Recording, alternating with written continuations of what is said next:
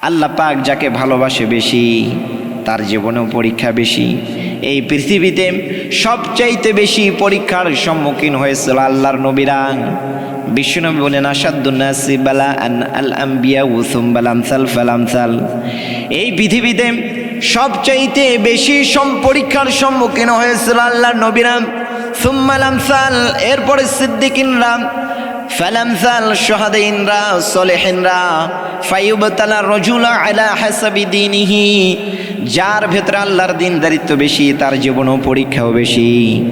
আল্লাহ পাক রব্বুল আলামিন যেন তার নবীকে, আমাদের নবী বিশ্ব নবীকে যেন এই আয়াতের মাধ্যমে সান্ত্বনা দিচ্ছেন। আল্লাহ বলতেছেন, নবী আপনাকে কাফের বেঈমানরা অত্যাচার নির্যাতন করতেছে, আপনাকে ওরা পাগল বলে, আপনারে ওরা গণক বলে, আপনারে ওরা জাদুকর বলে, কবি বলে গাল দেয়, আপনার উপর পরীক্ষা চেপে বসেছে বিদায় আপনি হতাশ হবেন না, ভেঙে পড়বেন না।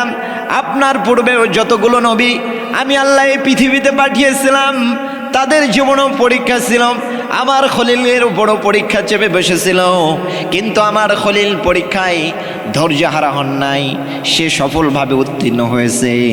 অতএব নবী লা তাহজান, আপনি চিন্তিত হবেন না, হতাশাগ্রস্ত হবেন না। ওরা আপনারে পাগল বলতেছে, গণক বলতেছে, জাদুঘর বলতেছে, আপনারে কবি বলে গালি দেয়, এর আগেও আমার নবীদেরকে এভাবে ট্যাগ দিয়েছে।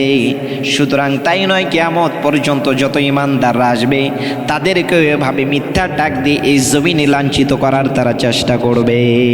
বিশ্বনবীরে ওরা পাগল বলতো, জাদুকর বলতো, গণক বলতো, ওরা বিশ্বনবীকে কবি বলে গালি দিত। যুগের ব্যবধানে আজকেও গালি আছে, কিন্তু ভার্সন চেঞ্জ হয়েছে, গালি আছে। আজকে আমাদেরকে কবি বলে না, গণক বলে না, জাদুঘর বলে না, আজকে আমাদেরকে বলে জঙ্গিবাদ, আমাদেরকে বলে জঙ্গি, আমাদেরকে বলে কাঠমোল্লা, আমাদেরকে বলে যুদ্ধ অপরাধী, আমাদেরকে বলে আলবদর, আমাদেরকে বলে তালেবান, দেশদ্রোহী। এরকম ট্যাগ আছে না নাই? যুগের ব্যবধানে ট্যাগ আছে, কিন্তু ট্যাগের সিস্টেম চেঞ্জ হয়ে গেছে। আল্লাহ পাক রব্বুল আলামিন তার হাবিবকে যেন বলতেছে, নবী আপনি হতাশ হবেন না, চিন্তিত হবেন না। আপনার পূর্বে আপনার উপর যেমন পরীক্ষা চেপে বসেছে, আপনার পূর্বেও আমার খলিল ইব্রাহিমের ওপর পরীক্ষা চেপে বসেছিল, আর আমার খলিল ইব্রাহিম প্রতিটা পরীক্ষায় সফলতার সাথে উত্তীর্ণ হয়েছিল। আর আমি আল্লাহ পাক রব্বুল আলামিনের বদৌলতে ইন্নী জাইলুকা লিন্নাসি ইমামা, আমি আল্লাহ বললাম, ইব্রাহিম এতগুলো পরীক্ষা নিলাম, কোনো পরীক্ষায় ফেল মারলা না, যাও আমি তোমার গোটা বিশ্বের মুত্তাকিনদের জন্য নেতা বানিয়ে দিলাম। সুবহানাল্লাহি বিহামদিহি। কত পরীক্ষা যে আল্লাহর খলিল ইব্রাহিম দিয়েছেন তার কোনো শেষ নাই। ওনার জীবনের সবচাইতে বড় পরীক্ষা ছিল অগ্নি পরীক্ষা, আগুনের পরীক্ষা। নমরুদ ইব্রাহিমকে ডাক দে বলে, ইব্রাহিম হয় জীবন দেবা, না হয় ইমান ছেড়ে দেবা। যদি ইমান ছেড়ে দাও তাহলে জীবনে বেঁচে যাবা, আর যদি ইমান না ছাড়ো তাহলে কিন্তু জীবনে বাঁচতে পারবা না, তোমারে মেরে ফেলে দেব। সাইয়েদনা ইব্রাহিম দ্ব্যর্থহীন কণ্ঠে নমরুদকে জবাব দিয়েছিল, নমরুদ রে, জীবন দিতে রাজি আছি, মাগার ইমান দিতে রাজি নাই। আজকে ইব্রাহিমের সন্তান যারা হবে এদেরকে ভয় দেখানো হবে, জেলের ভয় দেখানো হবে, মৃত্যুর ভয় দেখানো হবে, ক্রস ফায়ার করা হবে, ফাঁসির মঞ্চে ঝুলানো হবে। কিন্তু ইব্রাহিমের সন্তানগুলো আবু সাইদের মতো রাজপথে বুক পেতে দিয়ে শহীদ হবে, কিন্তু বাংলার জমিন কোনো নাস্তিক বেঈমান, কোনো কাফেরদের কাছে ছেড়ে দেবে না, কোনো রামপন্থীদের কাছে ছেড়ে দেবে না। সাইয়েদনা ইব্রাহিম নমরুদের বক্তব্যে সে দ্ব্যর্থহীন কণ্ঠে বলে দিয়েছিল, নমরুদ আমরা আল্লাহর সৈনিক, আমরা ইমান দিতে রাজি নাই কিন্তু জীবন দিতে রাজি আছি। সাইয়েদনা ইব্রাহিম ইমান দেয় নাই কিন্তু জীবন দিতে রাজি হয়েছিল। আমরা যারা ইব্রাহিমের উত্তরসূরি বলে নিজেদেরকে দাবি করব, আমরাও ইমান দিতে রাজি না, আমরা জীবন দিতে রাজি আছি। ইমানের পথে অবিচল থেকে আমার মরণ যেন হয় তোমারই কাছে মেনতি আমার, তোমারই কাছে মেনতি আমার, মহামহিম দয়াময়। ইমানের পথে অবিচল থেকে আমার মরণ যেন হয়। আমিন, জোরে বলেন আমিন। তার মানে সাইয়েদনা ইব্রাহিম অগ্নি পরীক্ষাও পাস। পরীক্ষা নাম্বার 2, আল্লাহ বলেন ফ্যামিলি বিসর্জন দাও, পরিবার বিসর্জন দাও। আল্লাহ বলেন ইব্রাহিম দেখি তোমার অন্তরের ভেতরে পরিবারের মহব্বত বেশি, স্ত্রী সন্তানের প্রতি ভালোবাসা বেশি, না আমার প্রতি তোমার মহব্বত ভালোবাসা বেশি? কারণ এই পৃথিবীতে আমরা সবচাইতে পরিবারকে বেশি মহব্বত করি। স্ত্রী সন্তানের জন্য মাথার ঘাম পায়ে ফেলে আমরা পরিশ্রম করি, এমনকি আল্লাহর বিধানকে লঙ্ঘন করে আমরা হারাম পথে অবৈধ পথে আমরা ইনকাম করি, সুদ খাই, ঘুষ খাই, ঘুষের টাকা নেই, দেশের জনগণের টাকা আত্মসাৎ করি, বিদেশে বাড়ি করি।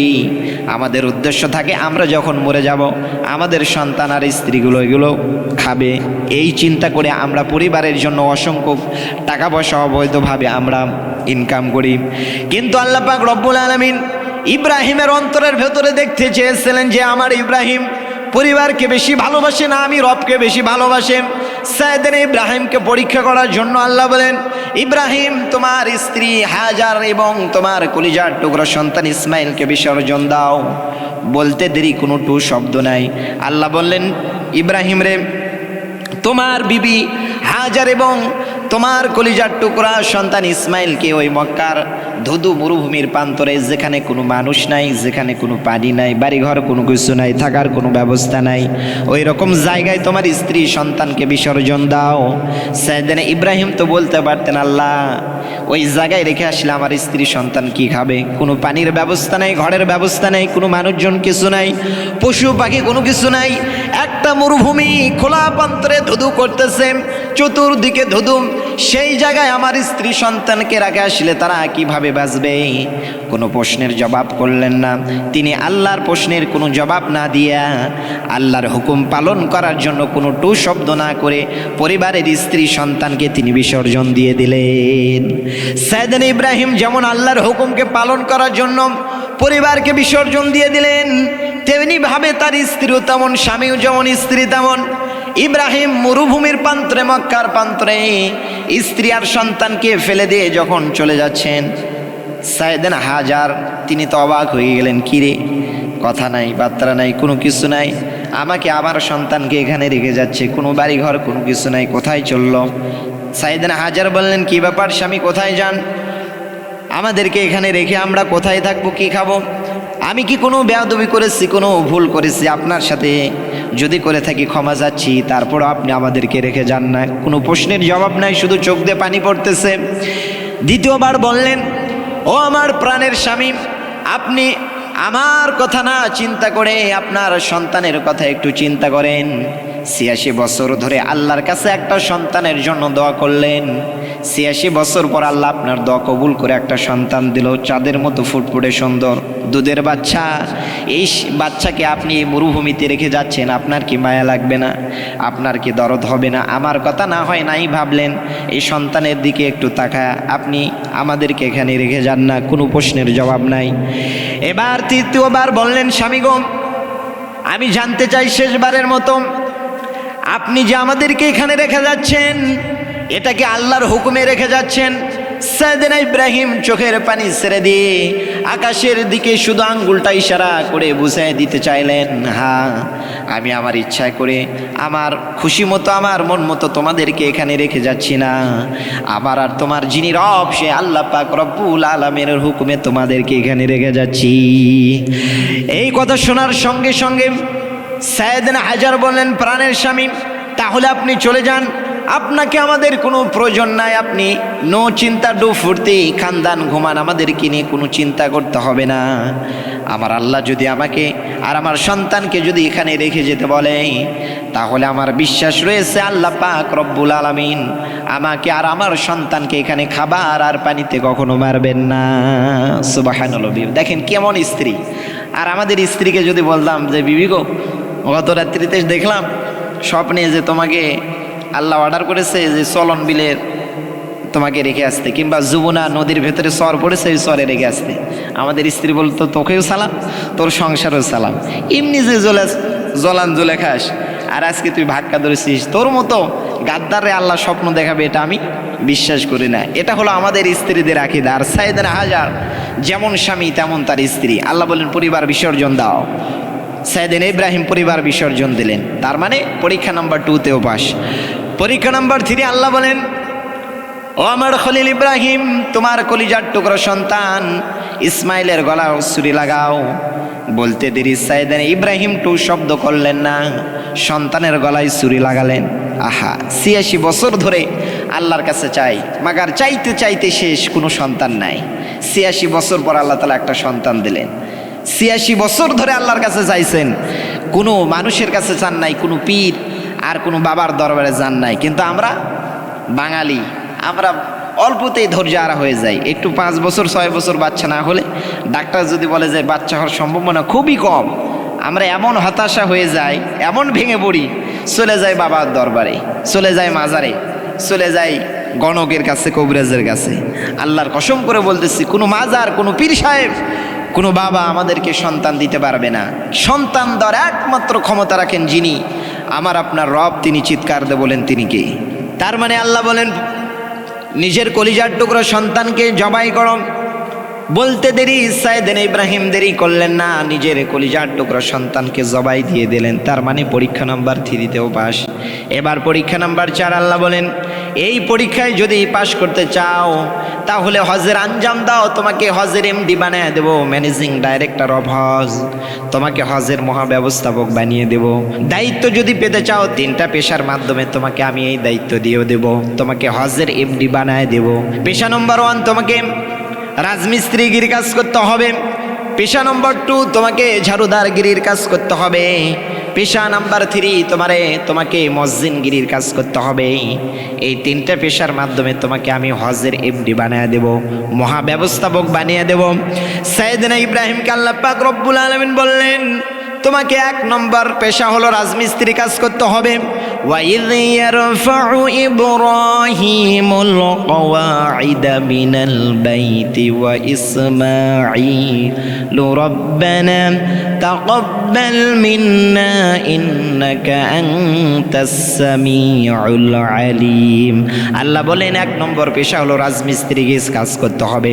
সাইয়েদনা ইব্রাহিম আর তার সন্তান ইসমাইলকে নিয়ে কাবা ঘর তৈরি করলেন। কাবা ঘর তৈরি করা শেষ হয়ে গেল, তার মানে পেশা নম্বর 1এও পাস, মিস্ত্রিগিরিতেও পাস। পেশা নম্বর 2, ঝাড়ুদারগিরি কাজ করতে হবে।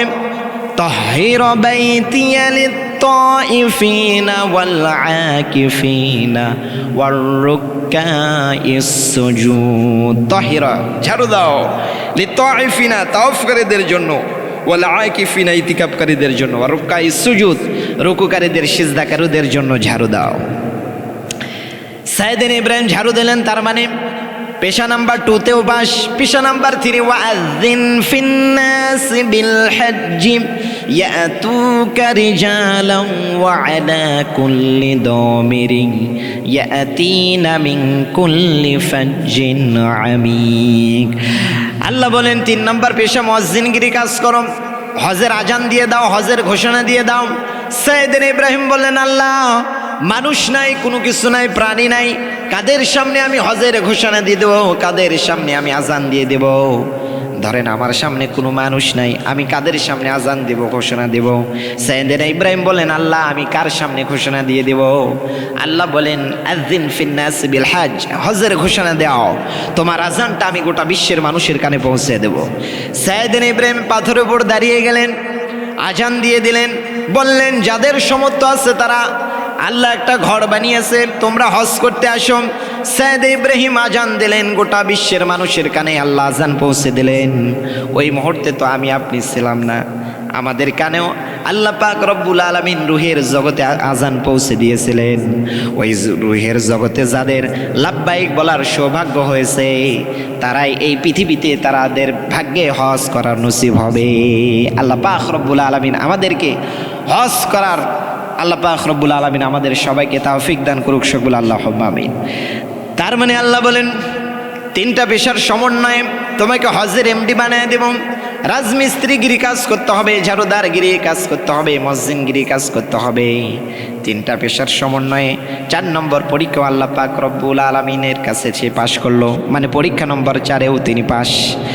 পরীক্ষা নম্বর 5 আল্লাহ পাক রব্বুল আলামিন বলে, ইব্রাহিম বয়স কত? বলে 80। নিজের হাতে নিজের সুন্নতি খাতনাটা সেরে ফেল। বুখারী শরীফের হাদিস, বিশ্বনবী বলেন ইখতাতানা ইব্রাহিম আলাইহিস সালাম ওয়া হুয়া ইবনু 80 সানাতাম বিল কদুম। বিশ্বনবী বলেন সাইয়েদনা ইব্রাহিমের বয়স যখন 80 বছর, নিজের হাতে কুঠার দিয়ে নিজের লজ্জাস্থানের সামনের মাথাটা কেটে নিজের হাতে নিজের খাতনাটা সে সেরে ফেলে। এমনি এমনি তিনি গোটা বিশ্বের নেতা হন নাই, এমনি এমনি আল্লাহ তারে গোটা বিশ্বের মানুষের নেতা বানান নাই। অত সহজ নয়। পরীক্ষার পর পরীক্ষা দিয়ে কঠিন রাস্তা পাড়ি দিয়ে সাইয়েদনা ইব্রাহিমকে আল্লাহ পাক রব্বুল আলামিন সম্মানের চেয়ারে বসিয়েছেন। এই জন্য আল্লাহ পাক রব্বুল আলামিন বলেন وَإِذِ ابْتَلَى إِبْرَاهِيمَ رَبُّهُ بِكَلِمَاتٍ فَأَتَمَّهُنَّ قَالَ إِنِّي جَاعِلُكَ لِلنَّاسِ إِمَامًا। ও নবী, স্মরণ করুন সেই সময়ের কথা যখন আমার খলিল ইব্রাহিমকে আমি আল্লাহ অনেকগুলো বিষয়ে পরীক্ষা নিয়েছিলাম। আর খলিল ইব্রাহিম প্রতিটা পরীক্ষায় সফলতার সাথে উত্তীর্ণ হয়েছে, গোল্ডেন প্লাস পেয়েছে, গ্লোবাল অ্যাওয়ার্ড পেয়ে আমার খলিল পাশ করেছে। আর আমি আল্লাহ পাক রব্বুল আলামিন খুশি হয়ে বললাম ইন্নী জাইলুকা লিন্নাসি ইমামা। ইব্রাহিম, আমি তোমার গোটা বিশ্বের মুত্তাকিনদের নেতা বানিয়ে দিলাম। তাহলে তার মানে সাইয়েদনা ইব্রাহিম আমাদের নেতা, গোটা বিশ্বের নেতা। সুবহানাল্লাহ বিহামদি। সাইয়েদনা ইব্রাহিমের একটা পাথরের উপর দাঁড়িয়ে কাবা ঘর তৈরি করেছিল। ওই পাথরের উপর দাঁড়ানোর সাথে সাথে সাইয়েদনা ইব্রাহিমের পাথরের উপর তার পায়ের ছাপটা পড়ে যায়। আমরা যদি কিয়ামত পর্যন্ত কোনো পাথরে লাথি মারি, লাথি মেরে পাথর ভেঙে যাবে, কিন্তু পাথরে আমাদের পায়ের দাগ পড়বে না। কিন্তু সাইয়েদনা ইব্রাহিম পাথরের উপর ওঠার সাথে সাথে তার পায়ের ছাপটা পাথরের উপর পড়ে যায়। আর আল্লাহ তাআলা এটাকে স্মরণীয় করার জন্য, চির অমলান করার জন্য, স্মৃতিময় করার জন্য আল্লাহ তাআলা এই পাথরটা কাবা ঘরের পাশে জায়গা দিয়ে দিলেন। বিশ্বনবী তাওয়াফ করার পরে এই জায়গায় তিনি 2 রাকাত নামাজ আদায় করতেন।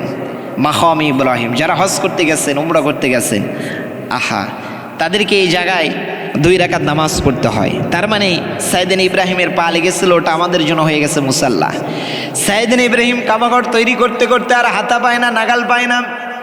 আল্লাহ পাক রব্বুল আলামিন একটা পাথর পাঠিয়ে দিলেন। সে পাথরের উপর ওঠার সাথে সাথে যত দূর ওঠা লাগে পাথরটা অটোমেটিকলি উপরে উঠে যায়, যতটুকু নিচে নামা লাগে অটোমেটিকলি নিচে নামে যায়। এই পাথরটার উপর দাঁড়িয়ে সাইয়েদনা ইব্রাহিম কাবাঘর তৈরি করেছিলেন।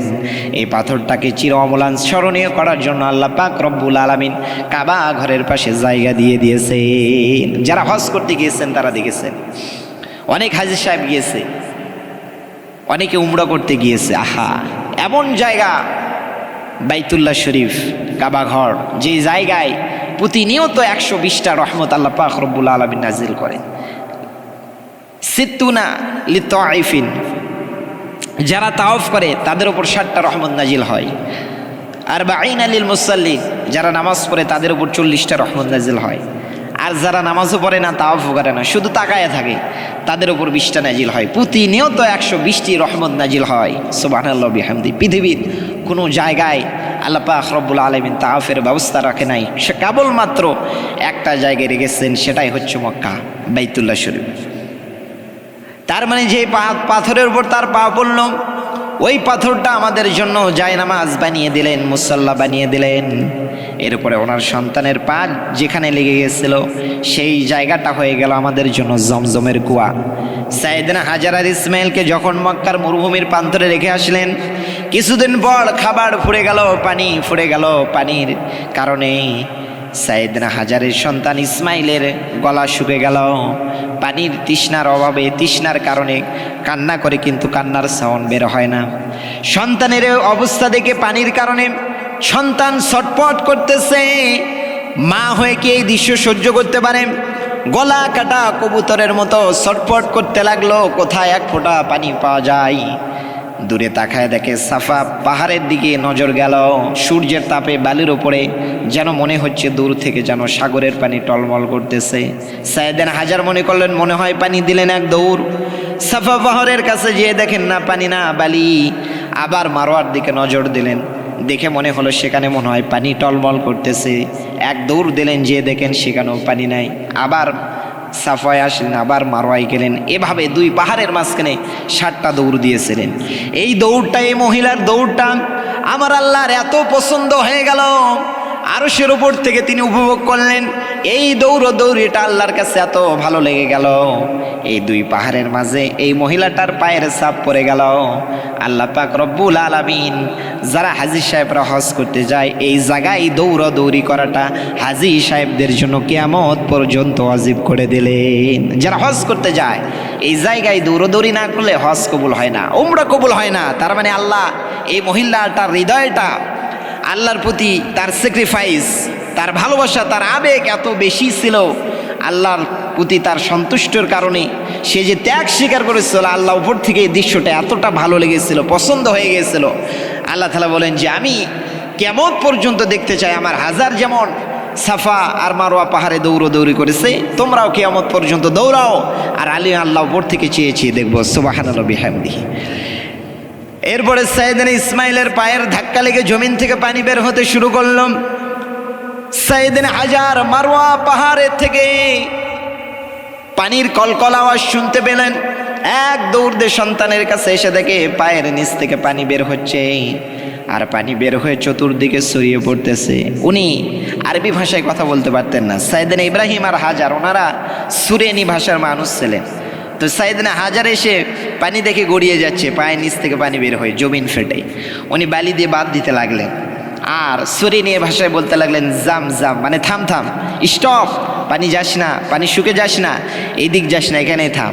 এই মুখ নিঃসৃত বাণী, এই মুখের কথা আল্লাহ তাআলার এত ভালো লেগে গেল, পছন্দ হয়ে গেল, কিয়ামত পর্যন্ত এই কুয়ার নাম দিলেন জমজম কুয়া। সুবহানাল্লাহি ওয়া বিহামদিহি।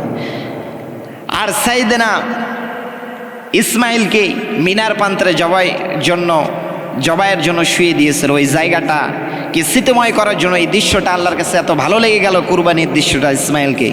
আল্লাহ তাআলা কিয়ামত পর্যন্ত ঈদুল আযহা আসলে মুসলমানদের জন্য কুরবানি আল্লাহ তাআলা ওয়াজিব করে দিয়েছেন। সুবহানাল্লাহি বিহামদি। তার মানে বরকত আর বরকত, যেখানেই পা লেগেছে সেখানেই বরকত, যেখানে হাত লেগেছে সেখানেই বরকত। এরপরে আল্লাহ পাক রব্বুল আলামিন বলেন আমি আমার খলিলের বংশে কিতাব দিয়েছি, নবুয়ত দিয়েছি। ওয়াজআলনা ফি যুররিয়াতিন নবুওয়াতা ওয়াল কিতাব। আমি ইব্রাহিমের বংশে নবুয়ত দিয়েছি। এই পৃথিবীতে যত নবীর নাম বলতে পারবেন ৫-৭ জন ছাড়া, ওপরের ৫ জন ছাড়া আদম আলাইহিস সালাম থেকে ইব্রাহিম পর্যন্ত এই ৫-৭ জন ছাড়া যতগুলো নবী এই পৃথিবীতে এসেছে সমস্ত নবী রাসূল হলো সাইয়েদনা ইব্রাহিম আলাইহিস সালামের নাতিপুতি। সমস্ত নবীরা রাসূলুল্লাহ সাল্লাল্লাহু আলাইহি ওয়াসাল্লাম সাইয়েদনা ইব্রাহিমের নাতিপুতি, তার বংশধর থেকে। ৮৬ বছর বয়সে আল্লাহ তাআলা তাকে একটা সন্তান দিয়েছেন, হযরত ইসমাঈল আলাইহিস সালাম। ১০০ বছর বয়সে আরেকটা সন্তান দিলেন, তার নাম হলো ইসহাক। তো দুর্ভাগ্য, কয়টা সন্তান তাকে দিলেন? একটা হলো ইসমাঈল আর একটা হলো ইসহাক। দুর্ভাগ্যজনক হলো সত্য যে ইসহাকের বংশে, ইসহাকের চানে আল্লাহ তাআলা একের পর এক নবী পাঠায়া দিলেন ইসহাকের বংশ, কিন্তু ইসমাঈলের চেনে কোনো নবী নাই। আর এই নবীরা আসে আর একজন আরেকজনকে বলে যায় যে সবার শেষে একজন নবী আসবেন, সর্বশ্রেষ্ঠ নবী তিনি হবেন বিশ্বনবী জনাবে মুহাম্মদুর রাসূলুল্লাহ। ইসহাকের বংশে শুধু নবী আসে, কিন্তু ইসমাঈলের বংশে কোনো নবী নাই, ইসমাঈলের চেনে কোনো নবী নাই। তো ইসহাকের অনুসারীরা, ইসহাকের বংশের লোকেরা এরা ভেবেই নিয়েছিল যে যেহেতু আমাদের চেনেই শুধু নবী আসে, আমাদের বংশে নবী আসে, তো শেষ নবীটা আমাদের বংশে আসবে।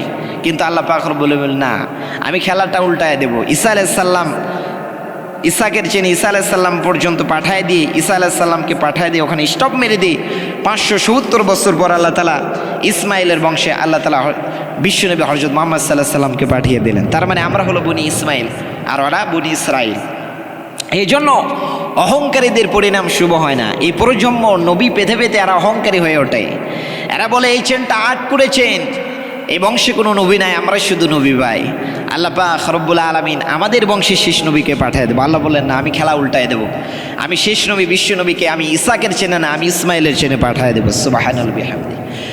তার মানে আল্লাহ পাক রব্বুল আলামিন বলেন আমি এই সাইয়েদনা ইব্রাহিমের বংশে নবুয়ত দিয়েছি। সাইয়েদনা ইব্রাহিমের বংশে সাইয়েদনা ইব্রাহিমকে আমি আল্লাহ কিতাব দিয়েছি। কিতাবের নাম কি? সুহফে ইব্রাহিম, মানে ইন্না হাযা লাফি সুহফিল উলা সুহফি ইব্রাহিমা ওয়া মূসা, মানে সহিফা আল্লাহ পাক রব্বুল আলামিন সাইয়েদনা ইব্রাহিমকে দান করেছিলেন। আল্লাহ বলেন ওয়াজআলনা যুররিয়াতিহিম ওয়াজআলনা ফি যুররিয়াতিহিন নবুওয়াতা ওয়াল কিতাব। আমি ইব্রাহিমের বংশে নবুয়ত দিয়েছি, কিতাব দিয়েছি। এরপরে আল্লাহ পাক রব্বুল আলামিন বলেন এই নবীর নামে আমি আল্লাহ পাক রব্বুল আলামিন কোরআনে একটা সূরা দিয়েছি। সেই সূরার নাম কি? সূরা ইব্রাহিম। সাইয়েদনা ইব্রাহিমের নামে কোরআনে একটা সূরা আছে, তার নামে আলিফ লাম রা কিতাবুন আনজালনাহু ইলাইকা লিতুখরিজান নাসা মিনাজ যুলুমাতি ইলান নূর। তার মানে তার নামে সূরা আছে না নাই? এরপরে আল্লাহ পাক রব্বুল আলামিন বলেন সাইয়েদনা ইব্রাহিম তোমাদের নামকরণ করেছে মুসলমান, এই জন্য আমি আল্লাহ পাক রব্বুল আলামিন মুসলমানদের জাতির পিতা হিসেবে তারে ঘোষণা দিয়ে দিলাম, মিল্লাতা আবিকুম ইব্রাহিম হুয়া সাম্মাকুমুল মুসলিমিন। তার মানে আমাদের জাতির পিতাকে সাইয়েদনা ইব্রাহিম আলাইহিস সালাম। ভুল করা যাবে? আমাদের জাতির পিতা কেউ হতে পারে না, আমাদের জাতির পিতা হচ্ছে সাইয়েদনা ইব্রাহিম আলাইহিস সালাম। এরপরে আল্লাহ বলেন তুমি যেহেতু নামকরণ করলে মুসলমান, এবার তুমি নিজে মুসলমান হয়ে যাও। আসলিম বলতে দেরি সাইয়েদনা ইব্রাহিম মুসলমান হতে দেরি করলো না। আসলাম তুবি রব্বিল আলামিন, সাথে সাথে সাইয়েদনা ইব্রাহিম মুসলমান হয়ে গেলেন। এরপরে আল্লাহ পাক রব্বুল আলামিন বলেন আমার ইব্রাহিম জনতন নবী না, আমার ইব্রাহিম ছিল বিনয় নবী। ইন্না ইব্রাহিম আলা হালিমুন আওয়াহুম মুনিব। আমার ইব্রাহিম ছিল সহনশীল নবী। কি নবী? সহনশীল নবী ছিলেন সাইয়েদনা ইব্রাহিম আলাইহিস সালাম। ইন্না ইব্রাহিমা লাহালিমুন আওয়াহুম মুনিব। আল্লাহ বলেন আমার নবী ইব্রাহিম একজন বিনয়ী নবী ছিলেন, সহনশীল নবী ছিলেন, জানতন নবী না। আজকে আমাদের ভেতরে, আমাদের বাঙালিদের ভেতরে এই সহনশীলতার অভাব। আহা, আমাদের ভেতরে সহনশীলতা নাই। আমরা নিজেরে বড় মনে করি, আমরা নিজেই যে দল করি ওটারই বড় মনে করি।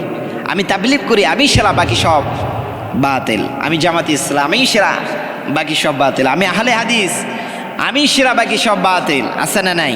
আহা, কোনো মিল নাই, কোনো ঐক্য নাই। এক আল্লাহ, এক রাসূল, একটাই বিধান, একটাই কোরআন, একটাই সংবিধান, কিন্তু আমাদের ভিতরে কোনো মিল নাই। বাংলাদেশে এত পীর, এত মুরিদ, এত পীর, অন্য দেশে এত জনসংখ্যাও নাই, তারপর কিলাকিলি গুতগুতি আছে না নাই? একজন আরেকজনের ফতোয়া দেয় তুই কাফের, তোর পীর কাফের, তোর বাপ কাফের, তোর দাদা কাফের, তোর 14 গোষ্ঠী কাফের। ও বলে আমি যদি কাফের হই তোর পীর সাহেব কাফের, তোর 14 গোষ্ঠী কাফের। তোর পীর সাহেব মরলে যেখানে মাটি দেওয়া হবে ওই মাটির উপরে ঘাস জন্ম নিল, ওই ঘাস যে গরু খাবে, ওই গরু যে দুধ খাবে সেও কাফের। আছে না নাই? আহা, কোনো মিল নাই, শুধু গুতাগুতি কিলাকিলি। কিন্তু সাইয়েদনা ইব্রাহিম এমন ছিলেন না, তিনি সহনশীল নবী ছিলেন। আমাদের ভিতরে এটার অভাব। এই জন্য বাংলাদেশের খেলা কিন্তু হাডুডু জাতীয় খেলা। হাডুডু হইল কেন? দেখবেন একজন সামনে যায় আর 10 জন পেছন দিকে ঠ্যাং ধরে টানে, মানে উপরে উঠতেই দিতে চায় না। মানুষের ভালো সহ্য হয় না, একের পর এক কমেন্টস। ফেসবুক ইউটিউবে শুধু কমেন্টস আর কমেন্টস। তুমি কার বিষয়ে কমেন্টস করো? সে বিষয়ে জ্ঞান আছে কিনা? সে বিষয়ে তোমার কোনো ধারণা আছে কিনা? কোনো ধারণা নাই, কোনো জ্ঞান নাই, কোনো বিষয়ে পড়াশোনা নেই। একের পর এক শুধু কমেন্টস আর কমেন্টস। অহংকার, হিংসাই যেন ফেটে পড়ে। আহা, কিন্তু ইব্রাহিমের এমন চরিত্র ছিল না। আল্লাহ বলেন ইন্না ইব্রাহিম আলা হালিমুন আওয়াহুম মুনিব। আমার ইব্রাহিম ছিল সহনশীল নবী। আল্লাহ তাআলা আমাদেরকে সহনশীল হিসেবে, হিংসা মুক্ত, অহংকার মুক্ত আমাদেরকে আল্লাহ তাআলা কবুল করুক। জোরে বলেন আল্লাহুম্মা আমিন। এরপরে আল্লাহ পাক রব্বুল আলামিন বলেন আমার ইব্রাহিম ছিলেন একাই একটা উম্মাহ। এটা কেমন কথা? একাই একটা উম্মত কি হতে পারে? আমরা লক্ষ কোটি কোটি মানুষ, আমরা হচ্ছে বিশ্বনবীর উম্মত। আর আল্লাহ বলেন আমার ইব্রাহিম একাই একটা উম্মত। ইন্না ইব্রাহিমা কানা উম্মাতান ওয়াহিদা উম্মাতান কানিতান লিল্লাহি হানিফা। আমার ইব্রাহিম একাই একটা উম্মত। তার মানে গোটা জাতি লোকেরা ছিল মুশরিক, গোটা জাতির লোকেরা ছিল তাওহীদের বিরুদ্ধে। সাইয়েদনা ইব্রাহিম ছিলেন তাওহীদের পক্ষে, সে ছিল আল্লাহর পক্ষে, আল্লাহর দ্বীনের পক্ষে। আল্লাহ বলেন আমার ইব্রাহিম ছিল একাই একটা উম্মাহ, আর গোটা জাতি ছিল একটা উম্মাহ। এই জন্য আল্লাহ খুশি হয়ে বলেন আমার খলিল, আমার ইব্রাহিমকে আমি আল্লাহ খলিল উপাধি দিলাম। ওনার আরেকটা উপাধি ছিল সিদ্দিক। সিদ্দিক নামের আমাদের দেশে লোক নাই, আমাদের এলাকায় অনেক আছে। সিদ্দিক মানে কি? সিদ্দিক মানে হলো সত্যবাদী। শুধু সত্যবাদী নাই, সত্য গ্রহণে, সত্য প্রকাশে, সত্য গ্রহণে আপোষহীন, কোনো আপোষ নাই, দ্ব্যর্থহীন কণ্ঠে যারাই ঘোষণা দেয় এরাই হচ্ছে সিদ্দিক। বিশ্বনবী মেরাজের রজনীতে, বিশ্বনবী মেরাজ থেকে যখন মক্কার জমিনে ফিরে আসলেন, মক্কার কাফের বেঈমানদের সামনে বিশ্বনবী মেরাজের বর্ণনা করতে লাগলেন। বিশ্বনবী বলেন গত রাত্রিতে আমি জিব্রাইল আমাকে এখান থেকে বাইতুল মাকদাসে নিয়ে গেছে, সেখানে লক্ষাধিক নবীকে নিয়ে ইমামতি করেছি। সেখান থেকে 7 আকাশ পাড়ি দিয়ে জান্নাত জাহান্নাম দেখেছি, আল্লাহর সঙ্গে সাক্ষাৎ করে কথা বলে এরপরে ফজরের আগে মক্কার জমিনে ফিরে এসেছি। মক্কার কাফির আবু জেহেল বাসায় ওরা বলে খাইছে মুহাম্মাদের মাথার তারতুর সব ছিঁড়ে গেছে। এই গাঞ্জাখুরি যে কথা শুরু করছে না, আউযুবিল্লাহ। আজকে এই সুযোগ আবু বকরকে আমাদের দলে এতদিন আনতে পারে নাই, আজকে যে গাঞ্জাখুরি কথা শুরু করেছে, এই কথা যদি আবু বকর বলি, আবু বকর বিশ্বাস করবে না, সে আমাদের দলে চলে আসবে। সে বলবে সত্যিই তো মোহাম্মদ মনে হয় পাগল হয়ে গেছে। কাফের বেঈমান চলে গেল সাইয়েদনা আবু বকরের কাছে। সাইয়েদনা আবু বকরের কাছে যে বলেন, আবু বকর জানো নাকি, শুনছো নাকি তোমাদের মোহাম্মদ পাগল হয়ে গেছে? তোমাদের মোহাম্মদ কি বলে জানো? তোমাদের মোহাম্মদ বলতেছে গত রাত্রিতে নাকি সে ফিলিস্তিনে গিয়েছিল বাইতুল মাকদাসে, সেখানে নাকি ইমামতি করেছে। 7 আকাশ পাড়ি দিয়ে দেখি নাকি ফজরের আগে মক্কায় ফিরে এসেছে। এটা কোনো কথা? মক্কা থেকে ফিলিস্তিন যেতে তদানীন্তন সময় লাগতো, দ্রুতগামী ঘোড়া দিয়ে ছুটতে 15 দিন, আসতে লাগলো 15 দিন, 40 দিন। আর উটের পিঠে চড়ে যেতে লাগতো 40 দিন, আসতে লাগতো 40 দিন, 80 দিন। এই 1 মাসের রাস্তা নাকি 1 রাতেই সারছে। মাত্র অল্প কয়েক সময়ে, রাতের অর্ধেক সময়ে নাকি 1 রাতের রাস্তা সে পাড়ি দিয়েছে। এটা কোনো কথা? তোমাদের মোহাম্মদ এ ধরনের কথা বলতেছে। আবু বকর বললেন সত্যি কি আমার নবী কথা বলেছে? বলে হ্যাঁ, আমি নিজের কানে শুনে এসেছি তোমাদের মোহাম্মদ এই কথাই বলেছে। আবু বকর বললেন কাফেররা শোন, আমার নবী যদি এই কথা বলে থাকে তাহলে আমার নবী সত্য বলেছে, আমার নবী মিথ্যা বলতে পারে না। বিশ্বনবী খুশি হয়ে গেলেন, আবু বকরের জন্য দোয়া করলেন আর বলেন, আবু বকর তুমি আজ থেকে শুধু আবু বকর না, তুমি হচ্ছে আবু বকর সিদ্দিক। সত্য গ্রহণে, সত্য প্রকাশে, সত্য মানার ক্ষেত্রে আপোষহীন, দ্ব্যর্থহীন কণ্ঠে যারাই ঘোষণা দেয় এরাই হচ্ছে সিদ্দিক। সুবহানাল্লাহি ওয়া বিহামদিহি। এই জন্য আল্লাহ পাক রব্বুল আলামিন বলেন, ওয়াযকুরু ফিল কিতাবি ইব্রাহিম ইন্নাহু কানা সিদ্দীকান নাবিয়্যা। ও নবী, আপনার কোরআনের ভেতরে আমার খলিলের নামটা রাখেন, আমার ইব্রাহিমের নামটা রাখেন। আমার ইব্রাহিম যেন তেন ইব্রাহিম, আমার ইব্রাহিম যেন তেন নবী না, আমার ইব্রাহিম হচ্ছেন সিদ্দিক। সত্য প্রকাশে, সত্য মানার ক্ষেত্রে কোনো আপোষ নাই, দ্ব্যর্থহীন কণ্ঠে যারাই ঘোষণা দেয় এরাই হচ্ছে সিদ্দিক। কথা বলেন ঠিক কিনা? এরপরে আল্লাহ পাক রব্বুল আলামিন বলেন, আমার ইব্রাহিম সিদ্দিক ছিলেন, সত্যবাদী ছিলেন। এই জন্য আল্লাহ পাক রব্বুল আলামিন তারে খুশি হয়ে একটা উপাধি দিয়েছিলেন, সেটা হলো খলিল। ওয়াত্তাখাযাল্লাহু ইব্রাহিমা খলিলা। আল্লাহ পাক রব্বুল আলামিন উপর থেকে, আসমান আরশে আজিম থেকে এই জমিনের উপরে মানুষকে বলে যে আমার খলিল, বন্ধু বলে ডাক দেয়, কেমন লাগে? সাইয়েদনা ইব্রাহিম কে আল্লাহ পাক রব্বুল আলামিন শুধু ইব্রাহিম না, সে আমার খলিল, আমার বন্ধু। তার মানে সাইয়েদনা ইব্রাহিম উনি হচ্ছেন খলিল, আল্লাহর বন্ধু, আর বিশ্বনবী হচ্ছেন হাবিব। মানে বাবা হচ্ছেন খলিল আর ছেলে হচ্ছেন হাবিব। বাপ বেটা দুইজনেই সব ডিগ্রি নিয়ে গেছেন। কথা বলেন ঠিক কিনা? আহা, বিশ্বনবী সাহাবীদেরকে বলতেন, ও সাহাবীরা, তোমরা যে আমি নবীর নিয়ে নাচানাচি করো, আমি নবী সাইয়েদনা ইব্রাহিমের দোয়ার ফসল। আমার পিতা ইব্রাহিম যদি দোয়া না করতো তাহলে আমি বিশ্বনবীর জন্ম মক্কার জমিনে হতো না। আহা, খলিল মানেও বন্ধু, হাবিব মানেও বন্ধু। খলিল মানে এমন বন্ধু যে বন্ধু স্বয়ং আল্লাহকে খুশি করার জন্য কাজ করে, আর হাবিব মানে সেই বন্ধু যাকে খুশি করার জন্য স্বয়ং আল্লাহ পাক রব্বুল আলামিন কাজ করে। তার মানে খলিলের চাইতে হাবিবের ডিগ্রি কয়েক গুণ বেশি। কথা বলেন ঠিক কিনা?